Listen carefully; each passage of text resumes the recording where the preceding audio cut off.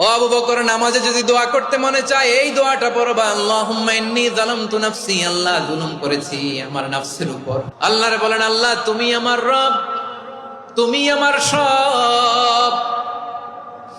আল্লাহ আমি ছাড়া এই জমিনে তোমার গোলামের অভাব নাই, তুমি ছাড়া আমার দ্বিতীয় কোনো রব নাই। এ কথা বলে চোখের পানি ছেড়ে আল্লাহরে স্বীকৃতি দেন, আল্লাহ আমি পাপী। আল্লাহ জামিনে আমার চেয়ে বড় পাপী আর কেউ নাই।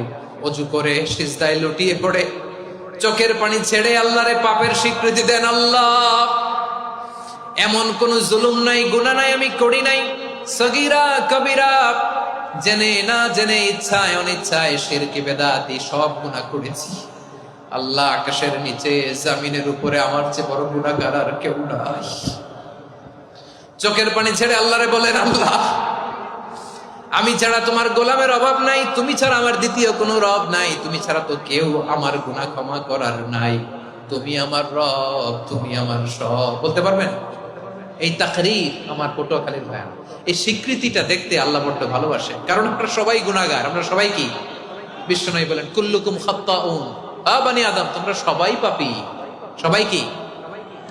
সবাই পাপী। আমরা সবাই পাপী। আপন পাপের বাটখারা দিয়ে অন্যের পাপ মাপি। আমরা যে পাপী এটা ভাবতে মনে চায় না কারো, খালি অন্যের পাপ দেখি আমরা, এটা ভুল।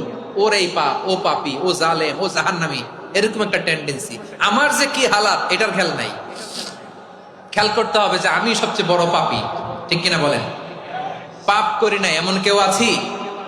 হ্যাঁ আছি, আছি। কেউ না জানলেও জানে কে আমার পাপের ঘটনা?